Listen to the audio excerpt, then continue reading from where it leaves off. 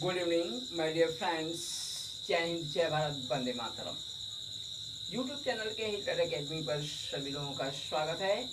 और आज का आपका जो टॉपिक है बहुत ही इंटरेस्टिंग टॉपिक है और वह है आपका इंडियन हिस्ट्री। और आशा करते हैं आपको वीडियो अच्छा लगेगा और वीडियो आपको अच्छा लगता है तो प्लीज़ लाइक शेयर और सब्सक्राइब करें। तो वीडियो को स्टार्ट करते हैं। और आज का टॉपिक है इंडियन हिस्ट्री और मध्यकालीन भारत के बारे में पढ़ेंगे। और मध्यकालीन भारत में आपका जो है हम पृथ्वीराज चौहान और मोहम्मद गोरी के बारे में पढ़ेंगे, जो बहुत इतिहास की दृष्टि से बहुत ही इम्पोर्टेंट है। ओके गाइस, तो वीडियो को स्टार्ट करते हैं। मोहम्मद गोरी,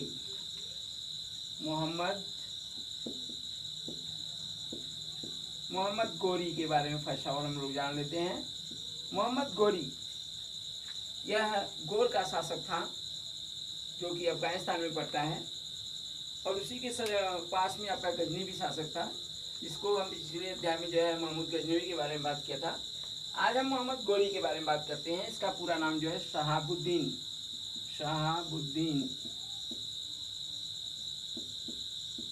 मोहम्मद गोरी था, क्योंकि यह गोर का शासक था। जो कि गोर जो है गजनी और हिरात के मध्य में पड़ता है।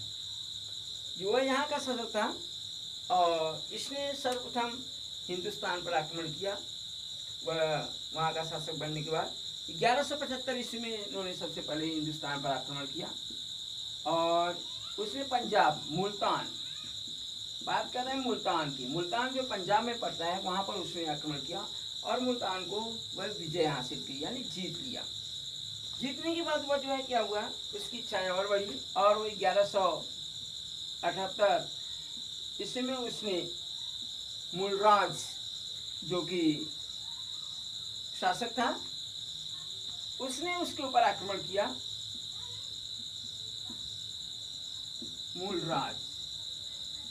मूलराज ने जो है मोहम्मद गोरी को जो है बहुत ही बुरी तरीके से परास्त किया और उसको खदेड़ कर हिंदुस्तान से बाहर कर दिया। यह मोहम्मद गोरी की यह पहली पराजय थी हिंदुस्तान में। इसके बाद उसने फिर जो है पंजाब के दूसरे क्षेत्र से उसने आक्रमण किया और पंजाब को उसने जीत लिया। पंजाब को जीतने के बाद जो है उसकी जो सीमाएं थी वह, और अजमेर की तरफ चलते हैं। अजमेर का जो शासक था पृथ्वीराज चौहान जो बहुत ही बहादुर सैनिक था, जिसके बारे में हम लोग पढ़ेंगे। तो उसकी सीमाएं जो है स्पष्ट करने लगी।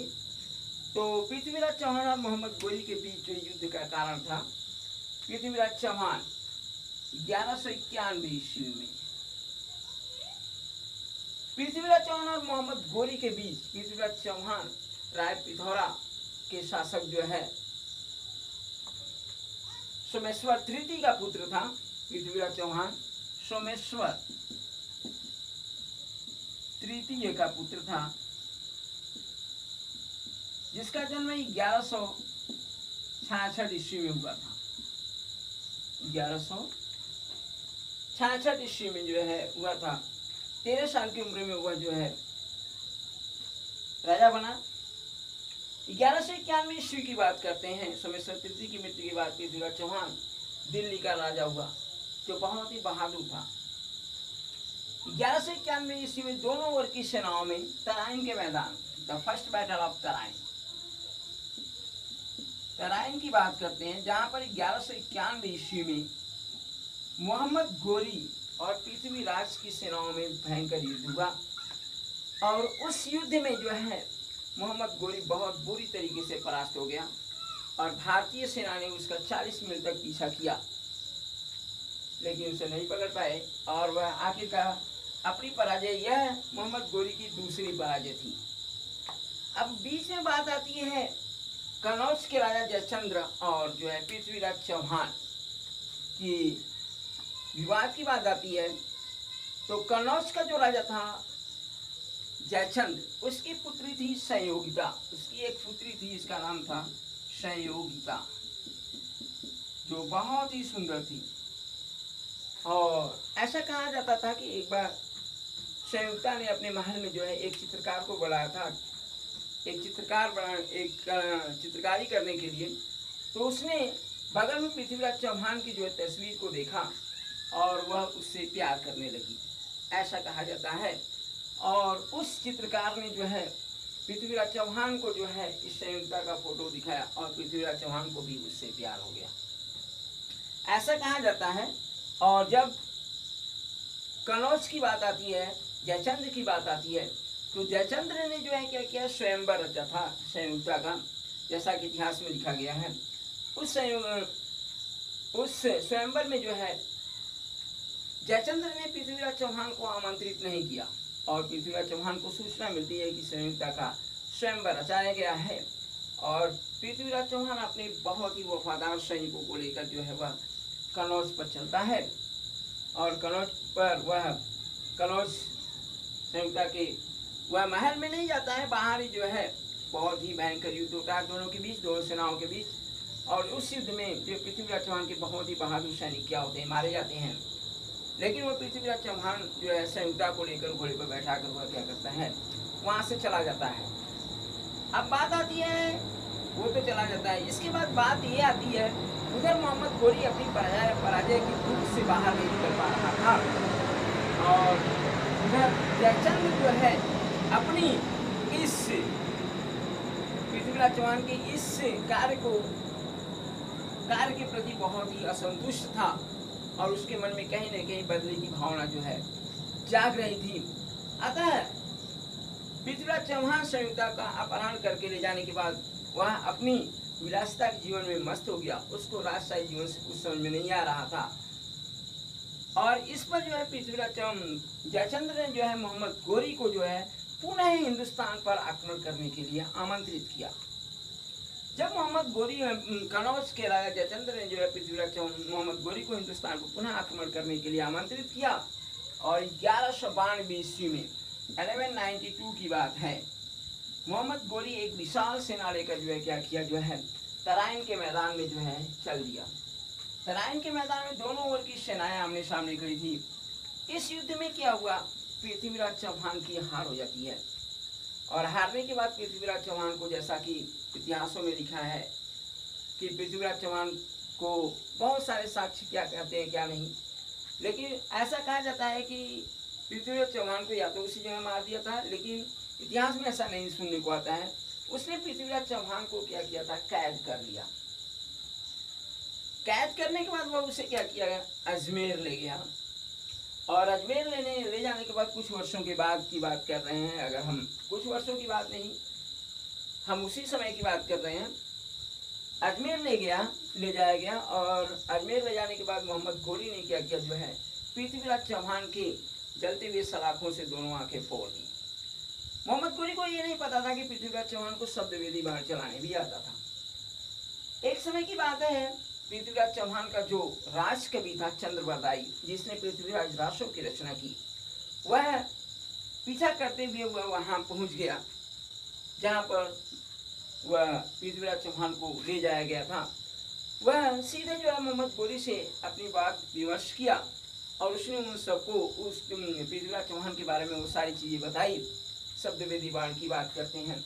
बात एक यहाँ पर आ जाती है कि आखिर पृथ्वीराज चौहान को शब्दवेदी बाण चलाना किसने सिखाया। बात ये आती है, एक समय की बात है, पृथ्वीराज चौहान असीरगढ़ का जो किला था जहाँ पर शंकर जी की जो है मूर्ति बनी हुई थी, वह पूजा करने के लिए जाता था, लेकिन उससे पहले कोई और पूजा करके जो है चला जाता था। उसको समझ में नहीं आया कि आखिर ये कौन आता है, कौन पूजा करके चला जाता है। तो एक दिन जो है उसने देखा कि एक व्यक्ति जो पूजा करके जा रहा था, तो उसके सर पर चोट लगी हुई थी और उसने पृथ्वीराज चौहान ने उससे पूछा क्या उसके सर पर चोट लगी। उसने एक सप्ताह तक उसकी, क्योंकि पृथ्वीराज चौहान जो है बहुत अच्छा एक वैद्य भी था, और उसने पूछा और एक हफ्ते तक उसका जो है इलाज किया, लेकिन कोई भी परिवर्तन नहीं हुआ। तब उसने लास्ट अंत में पूछा कि क्या आप अस्वस्थामा हैं। उसने जवाब दिया यस। उसने जहाँ जवाब दिया और पृथ्वीराज चौहान को उसने जो है क्या किया, शब्दवेदी बाण चलाने की विद्या दी। और शब्दवेदी बाण चलाने में पृथ्वीराज चौहान बहुत ही बड़ा पारंगत था। उसके जैसा शब्द विधि बाण चलाने वाला कोई नहीं था।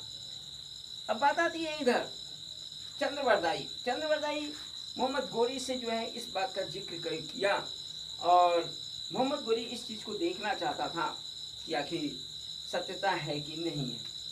तो मोहम्मद गोरी ने क्या किया, एक आयोजन करवाया और उस आयोजन में जो है पृथ्वीराज चौहान को भी शब्द विधि बाण चलाने के लिए बोला गया था।